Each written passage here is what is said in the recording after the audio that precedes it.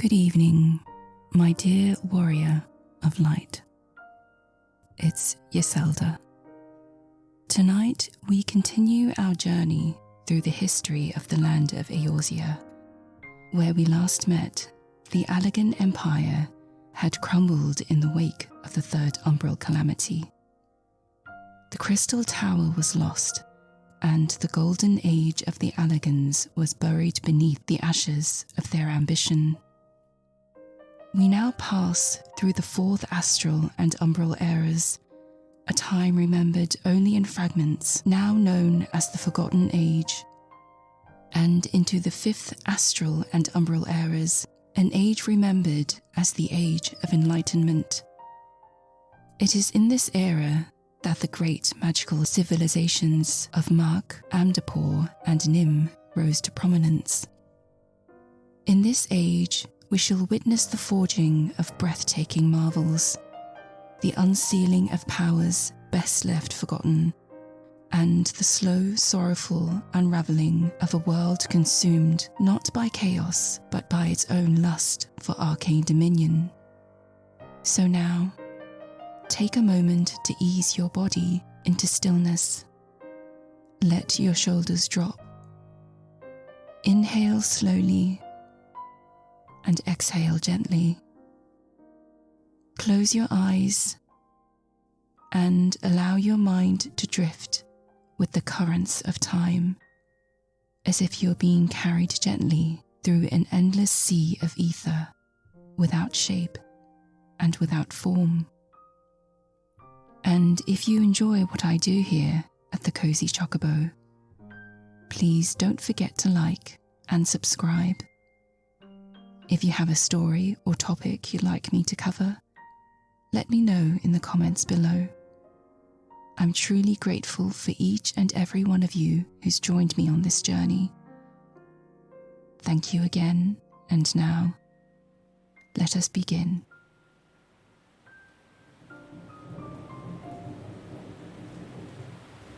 There are few who now recall the long years that followed the fall of the Allagan Empire, a span of time lost to both record and memory itself. It is known to us only as the Forgotten Age, for the world turned its face from the stars and chose instead to forget. In those earliest days of the Fourth Astral Era, the ruins of Allag loomed like broken monuments to mankind's ambition. The blame for the world's near ruin was laid bare. The fault was placed upon man's lust for knowledge, and so in this age, such a lust was branded a sin. The mysteries of life, once sought with reverence, were now seen as sacred boundaries, not to be crossed. Books were gathered and cast into flame, where they were burned to ash and lost forever. Written script, once lovingly passed from parent to child, became silent things and were lost to time. Remnants of Allagan civilization were shattered. Their towers were razed or buried deep beneath the soil. The learned, few though they were cast out or even killed. The world recoiled from its own reflection, and the march of progress, which had endured for so long, faltered. Civilization took a giant leap backward to a time not unlike the Second Astral Era, the era known as the Age of Agriculture. The pendulum had swung, and an era-long thirst for knowledge was quickly replaced with an unmoving fear in the heavens. Stories of the Allagan Empire survive now only in scripture, where the fallen civilization was reduced to a simple device used to teach lessons on the sin of hubris. Thus, for some 15 centuries, a number long debated until the discovery of an Operation Expulsion node in Azizlar, which placed the abandonment of the floating research complex at 5,000 years ago. The war against wisdom wore on. Beneath this veil of silence, faith took root. The Church, wielding control over what little knowledge remained, cloaked truth in sacred mystery, allowing only their chosen to peer into the hidden light. To bind this truth further still, they fashioned a sacred script, a new tongue, taught only to the robed and robed alone, so as to solidify their control over the realm. Through their sacred alphabet would one day emerge the letters we know today, the Eorzean script, born of fear and secrecy in that age, and now in the present day is writ upon all things. Of the ending of this age, too, little is known. No scholar's record remains, and no monument names the day. Yet among the scattered peoples of the time, there exists a tale of an endless winter, deep and merciless, of snow that never ceased, of wind that howled like mourning gods, of rivers frozen in their beds and fields starved of sun, crops withered, villages were swallowed in frost, and so they fled, southward, always southward, toward the warmer lands where life still dared to bloom. It was thus that the fifth umbral era came upon the lands. In these long years, named the Age of Endless Frost, the seas themselves turned to stone. The blood-brine sea, the expanse that lies between the island of Vilbrand and Eorzea proper, once restless and wide, lay frozen from shore to horizon, its waves stilled by winter's unrelenting hand. Beneath that silver shell, the fish vanished, and with them the lifeblood of countless coastal kin. Yet what proved ruin for some became a bridge for others. Across the sea migrated the Mhach tribes, their hearts tempered by exile, seeking a home that was lost long ago. Almost 2 millennia earlier, the Allagan Empire had driven their ancestors from these lands, scattering them like leaves upon the currents. Now guided by the pool of ancestral memory, they returned, tribes upon tribes, crossing the glassy plains of ice that linked southern Ilzabard to northern Eorzea. It was soon after their arrival that the seers among them looked upon the realm's new script. 26 letters, elegant and unknown, and felt a pattern in the design. The number, they claimed, was no chance of man's doing. It matched, without error, the count of seeker tribes that had braved the journey across the sea. This, they said, was the will of the gods, a sign most fortuitous. And so, each tribe took into its name one of those letters, binding their legacy to the very script of the realm. The frozen tide, harsh though it was, offered passage around the jagged spines of Gyr Abania, whose cruel peaks had long barred their return. Though little awaited them on the icebound earth, no shelter, no seed, no warmth, they endured. For the Mhach were hunters, swift and silent beneath the stars, and in the frost they found their prey, and thus their place. When at last the frost began to yield, and the rivers ran once more, so too did the world begin to stir. Life returned. Knowledge bloomed like springtide blossoms. The long slumber was ending, and so dawned the fifth astral era, the Age of Enlightenment. A time of immense magical advancement and culture flourished across Eorzea, as written by prominent Uldan scholar Naneko Neko. The fifth astral era was an age of untold wonders, when the arcane arts burgeoned, and the great civilisations that commanded such powers flourished. Alas, this age of enlightenment would not last. The war of the Magi brought the great floods of the sixth umbral calamity, which swallowed once proud nations and left naught but a battered wasteland in its wake. At the dawn of the fifth astral era, as Eorzea was huddling in the bitter cold of the Black Shroud, the people of Eorzea raised their eyes once more to the heavens and recognized the 12 for what they were, gods. Their faith was a loose form of theocracy, where people would fervently pray to the gods and harness power for divine blessings.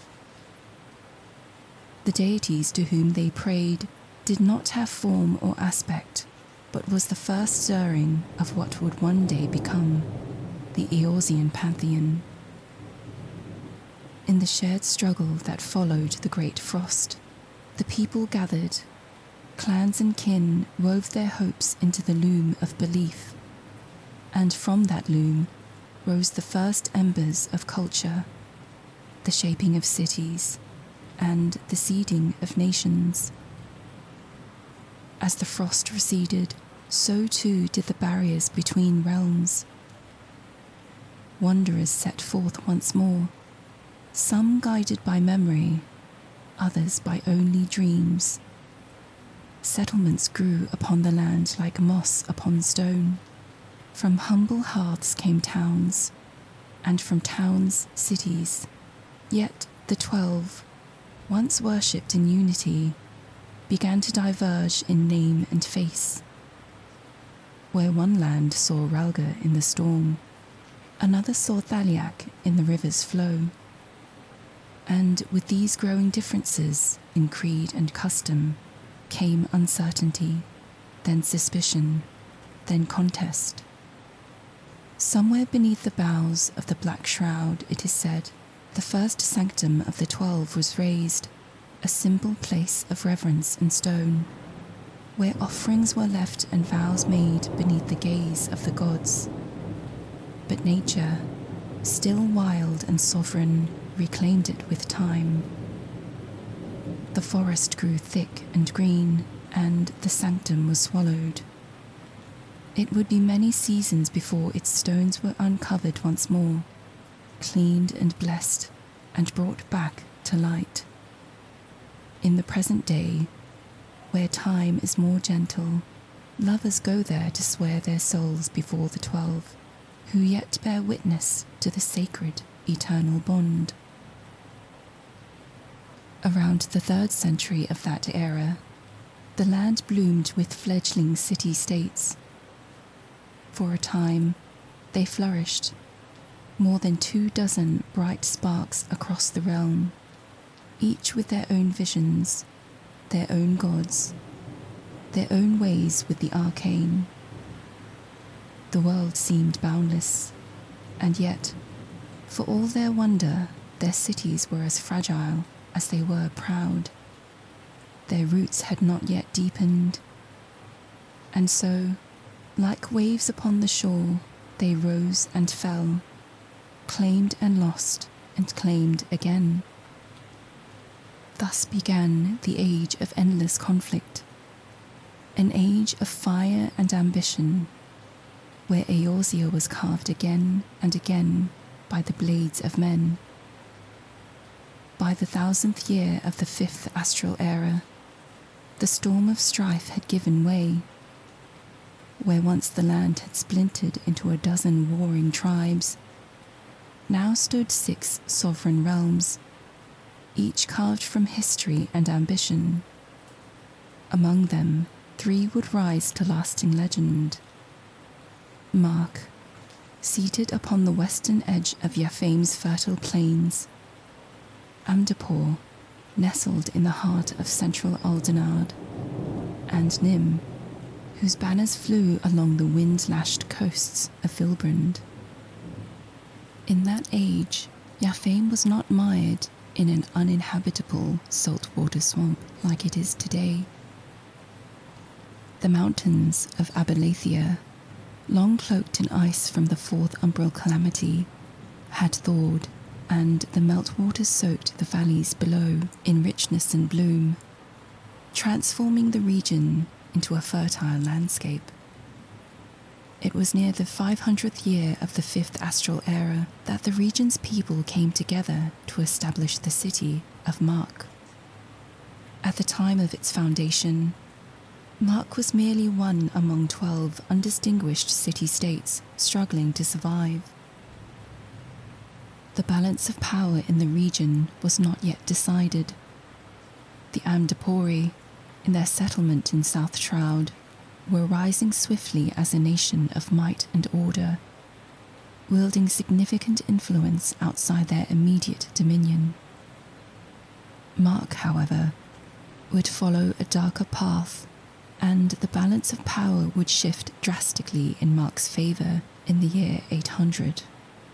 A tale passed down by practitioners of the art in the Order of Naldthal claims that in that year a sorceress named Chocobo walked among forgotten ruins and came upon a ruinous form of magic. It was she who first developed the ability to draw upon ambient ether, not from ley line or crystal, but from the very air.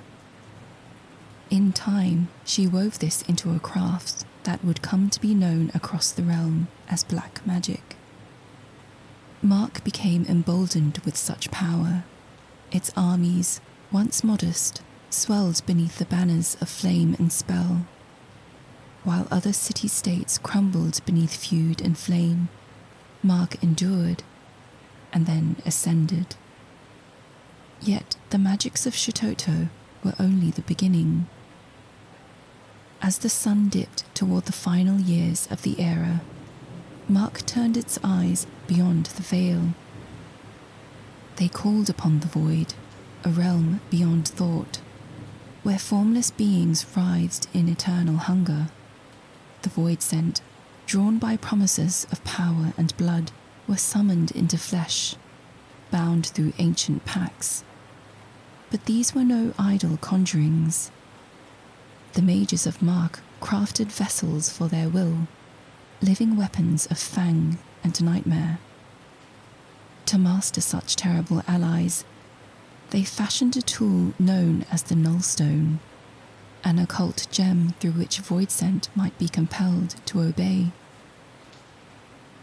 Bound by its power, the creatures served their mortal masters, wielded in war like blades of living night.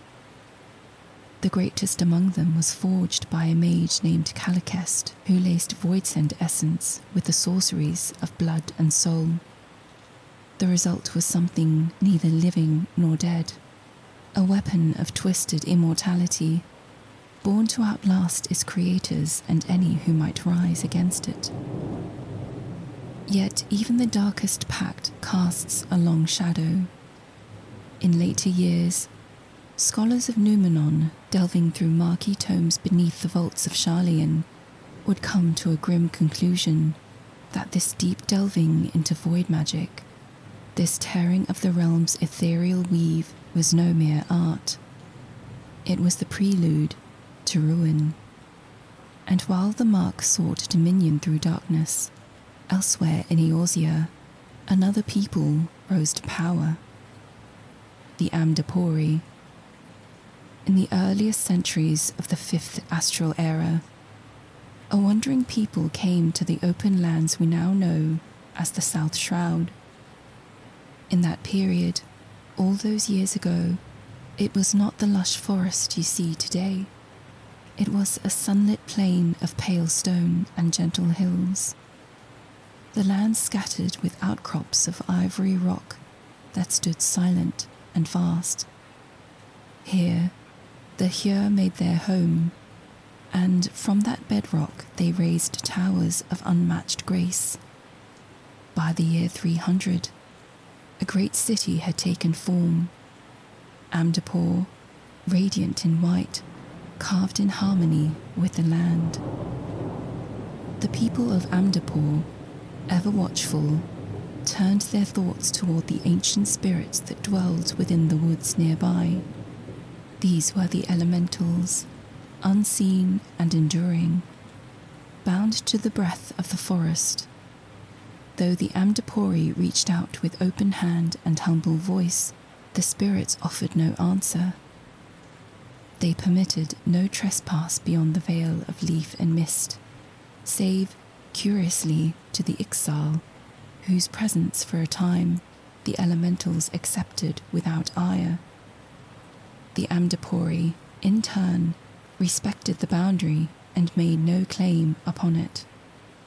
Their city grew. Strongholds rose upon the hills beyond their gates, watchful but never looming. In the heart of their stonework, they raised shrines to Nofika, goddess of bounty and green things, pledging themselves to peace and plenty. To many, they became known as the ancient city, a wise guardian among younger, hungrier lands. Even now, long after their fall, the bones of Amdapor linger beneath moss and ruin.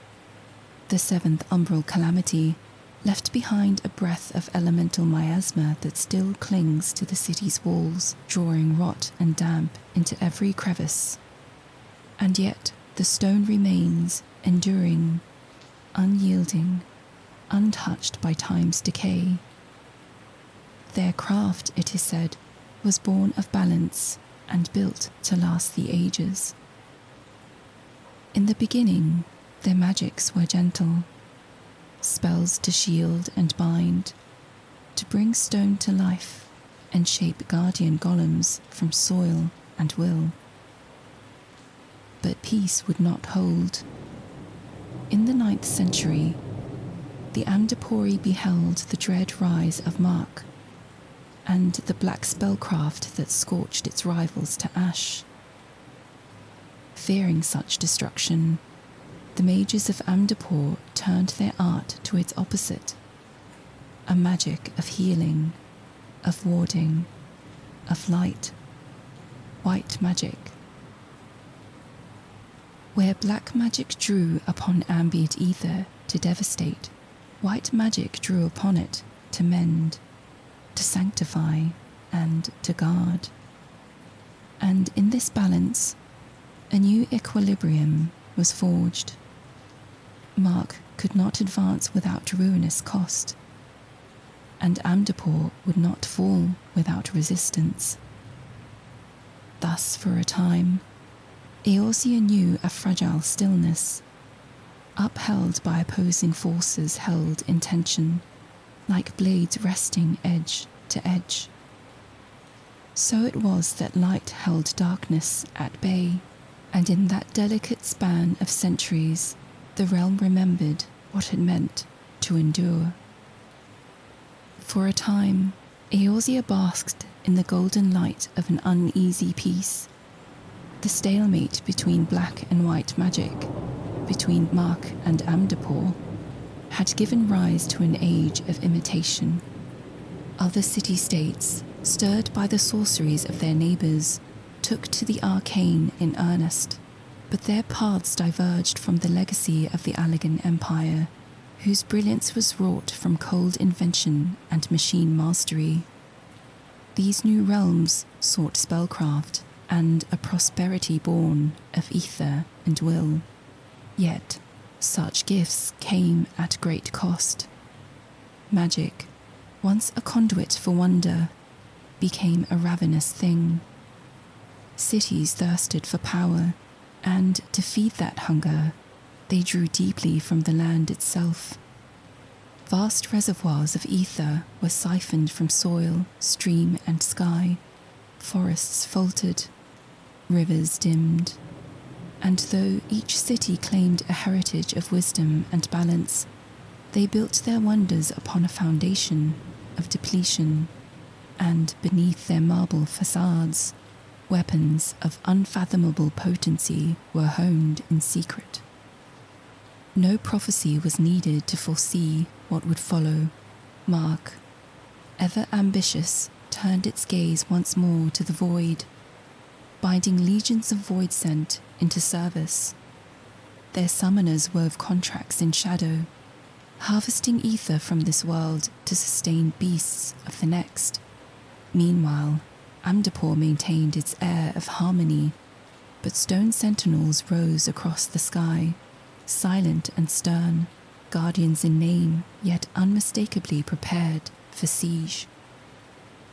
Though the precise spark of war is lost to history, the years leading to the mid-13th century bore signs of escalating tension. Spies moved through enemy courts, ambassadors were rebuffed, armies drilled under moonless skies. Before long, all of Eorzea was swept into the tide. The war of the Magi had begun, a war of thought, of opposing truths, and of magics that could no longer coexist. And yet, while the great nations of Mhach and Amdapor sharpened their spells and summoned their fates, a quieter chapter was being written upon the sea. Across the southern waves, Lalafellan sailors in reed-bound vessels came ashore upon Vilbrand. They sought only trade, but found something far greater, a haven. What began as a humble outpost would, in time, blossom into a maritime city-state known as Nim, a people of clever minds and salt-hardened hands, whose future would be shaped not by conquest, but by cunning, commerce, and the ever-changing tides. The city of Nim was no colossus. Its population was modest. Yet, through commerce and cunning, it carved a place for itself amid titans. The Lalafell were unmatched in navigation and negotiation. Their ships swift, their ledgers precise, and from among their own, they formed a fighting force of rare discipline. The Royal Marines, warriors of the sea whose axes sang in tandem with the spellcraft of Nim's mages. These mages did not follow the paths of Mhach or Amdapor. Their magic was singular, shaped to bolster and heal, to shield and restore. It was not sheer power that gave the Marines their fame, but their precision in battle. Nimian records, preserved in surviving fragments, speak of battlefield harmony, marauders cleaving through enemy lines, flanked by conjurers who stitched wounds closed with light. It was this coordination, and not overwhelming might, that allowed tiny Nim to stand independent, even during the War of the Magi. When the void scent of Mhach swept across the Rotano Sea, Nim met them with steel and spell, repelling wave after wave from their shores. Their ships were nimble, their tactics unmatched. Even amid the chaos that swallowed great nations, the Marines of Nim held fast. At the heart of this island nation stood the Wanderer's Palace, a stone temple raised in honor of Oshon, god of the mountains and protector of the free. It is said that the Nimians found kinship with the native kobold tribes, who worshipped Mount Ogamoro as a living mother. Whether coincidence or shared reverence, it is believed this spiritual commonality forged an uncommon peace between the two peoples, a bond of respect, not conquest. For nearly 3 centuries, the War of the Magi scorched the land, an unrelenting tide of spellfire and shadow. And though Nim had weathered its share of sieges and skirmishes, its doom was not wrought by blade nor by spell cast from afar. It came softly, insidiously, borne by kindness returned. The tale, oft repeated, begins with a storm. A band of Nimian sailors, cast adrift in the southern seas, were battered by wind and wave until they landed upon a nameless desert isle. There, they were met by a tribe of Lalafell, who tended their wounds and mended their vessel with patient hands. When at last the crew prepared to return home, the islanders offered a parting gift, a beautifully wrought amphora etched with unfamiliar symbols. The sailors accepted it with gratitude, unknowing. Upon their return, the amphora was placed within Nim as a token of goodwill. But no sooner had its seal been broken, that illness took root among the people. One by one, they began to fall. Their skin turned pallid and green, their limbs shriveled. Noses and ears seemed to melt from their faces. Healers found no cure, and the sickness spread swiftly from street to street. Panic gripped the city. Only later would scholars uncover the truth. The amphora had been no gift. It was a trap, a vessel of void-sent summoning, crafted with cruel intent by the mages of Mhach. From within it had emerged a being of pestilence and rot, named Betoso, whose presence had infected the very air. The so-called Green Death was no natural blight. It was sorcery made flesh, conjured for the express purpose of hollowing Nim from within. In desperation, the afflicted were locked within the Wanderer's Palace, the sacred temple of Oshon, where once pilgrims had knelt in peace and prayer. Yet the void-sent's reach could not be contained. The sickness spread unchecked, and with it came a rising tide of dread. Driven to their wits' end, the mages of Nim chose a final, fateful course. They summoned the waters of the land to flood the temple, sealing both the deceased and Betoso beneath its stone vaults. Centuries passed. The memory of Nim's fall faded into myth. But in the wake of the seventh umbral calamity, when the moon Dalamid fell from the heavens, its shattered fragments tore through the earth and sky alike. One such shard struck the long-forgotten barrier surrounding the Wanderer's Palace, rupturing its seal at last. What emerged from within was no memory, but something far stranger. The few brave souls who ventured into the exposed temple spoke of small-robed figures who wandered its ruined halls, with daggers in hand and lanterns aglow. Beings they mistook for tonberries, the mythical man-forms of vengeance, said to haunt the shadows of night. In truth, these were the plague-twisted remnants of Nim's own people. The void-sent Betoso, ever cloaked in illusion, had hidden the true source of plague from all. By the time the scholars of Nim had unravelled the deception, their chance at salvation had already slipped away. The afflicted doomed, whether by sickness or by the fearful hands of their own countrymen. Collapse followed swiftly. Fear spread faster than the rot. Trust withered. Leaders turned against one another. The harmony that had once defined Nim, that had pulsed in time with the tides, was lost, and so the floating city, which had defied even the wrath of Mhach, fell to sorrow. Far to the north, the mages of Mhach watched the ruin unfold.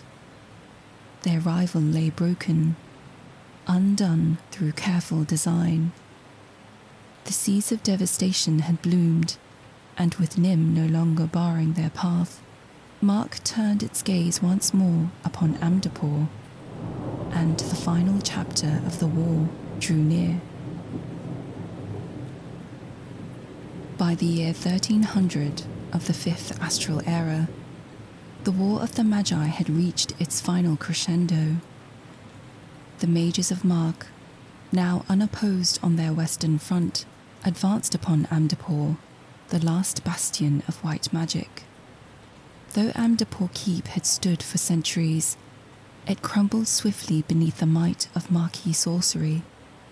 The collapse of the outer walls marked the beginning of the city's end, a death foretold not only by steel and spell, but by centuries of unrelenting war.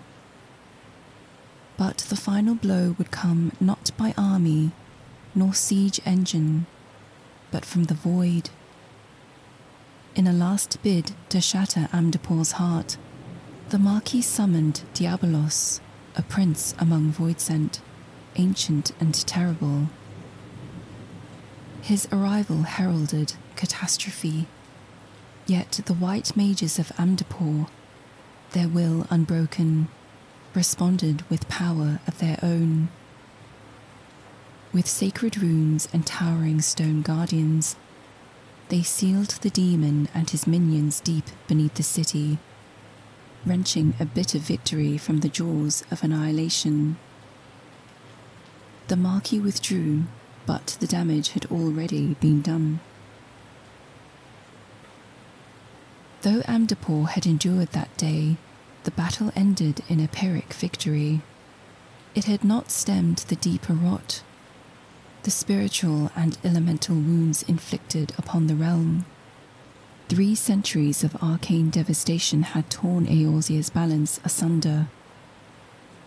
The final battle did not tip the scale. It shattered it.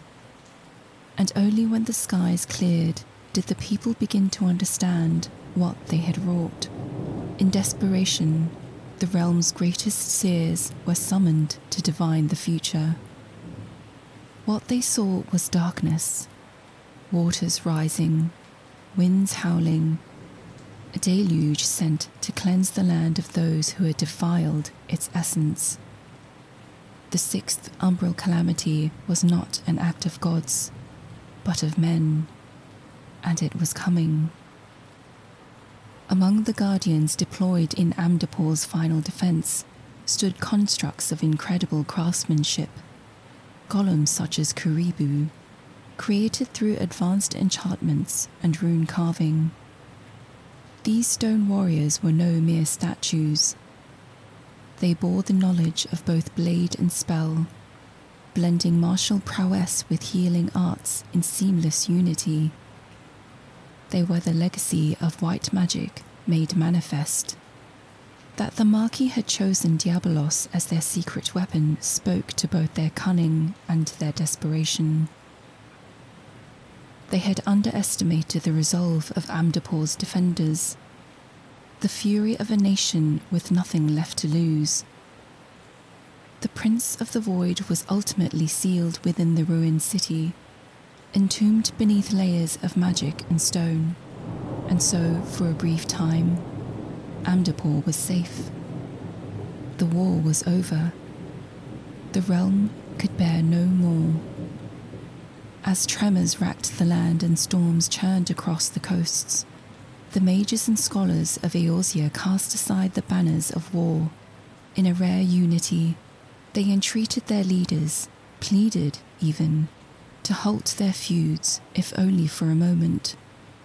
The balance had tipped too far. The realm was sick with elemental instability, its veins swollen with water. The signs were clear. A calamity was coming. The realm's greatest seers read the stars and the soil. Their visions foretold a flood of cataclysmic scale, one not seen since the days of the 5th umbral era. The leaders of the city-states could ignore the omens no longer. They moved swiftly to protect their people, establishing crisis centers and evacuation protocols. These emergency coalitions, though born of dread, would one day be remembered as the first of the grand companies. In Nim, still bleeding from the wounds of the Green Death, the battered Royal Marines redeployed, this time not for battle, but for the salvation of Eorzea. Across the swelling seas they sailed, casting a vast lattice of protective runes across the waters. a last-ditch effort known as Operation Maelstrom. In Amdapor, the mages turned from their ruined walls and gave the order no ruler ever wishes to give. They began evacuation. With what strength remained, they ushered their citizens beyond the Abelathian spine, abandoning the city they had defended for generations. The white spires of Amdapor would be left to the flood. In Mhach, however, the gaze of its ruling Magi turned not toward the mountains, but toward the sky. With confidence born of long command over the void, the mages of Mhach devised a plan unlike any other, a vessel, vast and wondrous, that would carry their people above the flood. It would not sail across the sea or land, but through the sky, a floating sanctuary they named the Ark.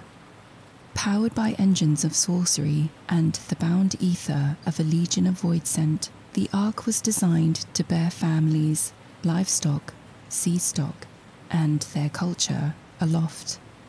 A fragment of Mhach that would wait out the calamity among the clouds. Yet, for all their ingenuity, the vessel required more than brute power. It needed a core of unmatched potency, something to lift it beyond storm and tide. And so the Void Mages turned to a being long feared even among their kind, Skarthak, the Shadow Queen, a sovereign of the highest voidal tier. But the Nullstone, their only means of absolute control, had been lost to the rising waters. The summoning of such a queen without it was perilous, an act of hubris as much as desperation. Only one of extraordinary discipline could hope to contain her. The task fell to Cessair Blackwind, a high void mage of dark reputation, and outspoken critic of the War of the Magi. The Ark would rise, or it would fall to ruin. When Cessair Blackwind learned of the Ark, and the means by which her people intended to power it, she was appalled. To entrust the salvation of a nation to the will of the Shadow Queen was, in her eyes, folly bordering on madness. She denounced the plan as reckless at best, deadly at worst. And yet the Ark was nearly complete. The calamity would not wait. With no path left but forward, Cessair relented. She would see the Ark take flight, if only to spare the innocent. She boarded the vessel alongside 53 Void Mages, her most trusted disciples. Together, they bound the essence of Skarthak, along with more than 500 lesser voidsent, within a lattice of interwoven stasis coffins. Magical sarcophagi designed to imprison and suppress. At the appointed hour, the Ark lifted from the earth, rising to the cheers of a nation desperate to believe. It vanished into the sea of clouds, its shimmering hull carrying the hopes of a people, and it would never return. In time, the Shadow Queen's influence seeped through her bindings. The minds of the Void Mages frayed, control faltered. One by one, the lesser voidsent tore free from their cages, their hate uncoiled and ravenous. The Ark's corridors rang with screams, then silence. The passengers, unarmed and unprepared, were swiftly undone. Knowing what must come, Cessair and her surviving mages made one final stand. In a final act of sacrifice, they gave their lives to reforge the broken seals and cast the creatures once more into their coffins. Yet even that could not bind Skarthak forever. With her jailers dead and no one left to guide its helm, the Ark drifted, masterless, lost within the mists of the sky. Thus did the world come to call it the Void Ark. As both seers and scholars had forewarned, the elemental imbalance reached its peak. The realm groaned beneath the strain of unchecked magic. Tidal waves hammered the coastlines. Rivers burst their banks and swallowed the lands they once nurtured. And thus did the calamity of water bring the curtain down on the fifth astral era. The city of Mhach, that great monument to ambition, was swept away in a torrent the likes of which no soul had ever known. Those who remained behind, too proud or faithful, believed the ark would return to carry their legacy skyward. But the vessel never returned, and the flood took all. The few survivors who had retreated to higher ground came back only to find the plains of Yefame drowned beneath brackish swamp. The salt-clogged land yielded nothing. Not even the hardiest seeds took root. In Nim, what few citizens had survived both the war and the Green Death fled northward into the rugged heights of Outer Lenosha. The Royal Marines enacted the final stages of Operation Maelstrom, hoping to brace their homeland against the inevitable. But the sea claimed the coast. When the swells receded, all that remained of their once proud city were broken reefs and sunken stone. There was no home left to return to. Amdapor too stood helpless. The magics that once held back death had already been spent to seal away Diabolos, leaving little strength to counter the oncoming deluge. Its people fled eastward toward the highlands of Gerabania, abandoning the White City to the tide. In time, the elementals returned, cloaking the ruins in enchantments and vine. The city's gluttony for ether had so scarred the land that nature herself rose to swallow it. And so Amdapor vanished and was lost to time, until the glamours lifted in a later age, in the days of the seventh calamity. It may be said that Eorzea's greatest magical civilisations were undone by their own hand, that their brilliance proved too bright, too hungry, and too blind. Yet to say mankind was wholly lost would be untrue. Even in the shadow of calamity, there were those who rose above fear. Legends speak of 12 such souls, sages, warriors, and visionaries. They came from the corners of the realm as protectors. In the twilight of an age, they guided the scattered peoples of Eorzea to safety, taught them to rebuild, and helped carry them through the long night that followed. These were the 12 Archons, and though history has blurred their names, their deeds endured. Were it not for such champions, it is said, the path to the 6th astral era would have been longer and far more perilous. And so, the 5th astral era came to its end, its shining city swallowed by the sea, its wonders lost beneath overgrowth and silence. Yet, even in darkness, the spark of hope remained. In the next age, that spark will guide the realm once more toward light. But that is a tale for another night. Time passes, as it always does. Ages turn like pages in a forgotten tome, and even the most wondrous cities of the 5th astral era fall to moss, memory, and myth. Yet, in the age of Heavensward, when Ishgard finally opens its gates to the world, the whispers of lost magic grow louder. And so, it begins anew. You, the warrior of light, gather with 23 fellow adventurers, brave souls drawn from across Eorzea, answering the call to seek out ruins half remembered in legend. Together, you sail through the sea of clouds, to a place beyond map or marker, a drifting ship veiled in mist, the Void Ark. Once a marquee refuge, now a ghost ship teeming with void-sent horrors. Scarthak, queen of the Shadow Realm, waits within, her power long unbound.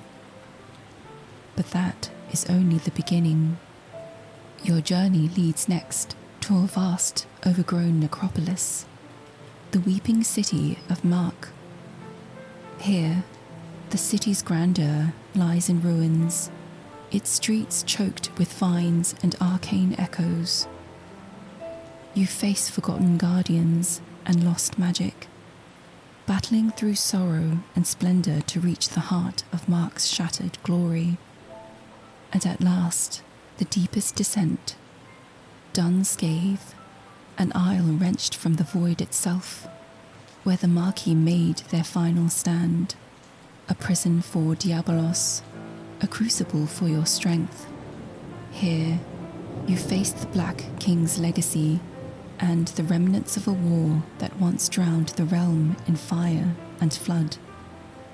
In these places, these remnants of a forgotten age, the light of the past shines once more. And though the 12 Archons may be long gone, new heroes rise to walk in their stead and face what lingers in the shadow of Mhach. Thank you so much for spending this time with me. If you enjoyed tonight's journey, don't forget to like, subscribe, or leave a comment with what you'd like to explore next. It means the world to me to share these stories with you. And now, as the last echoes of the past grow still, may you find rest. Let sleep take you gently, like a leaf upon the current, carried safely into dreams.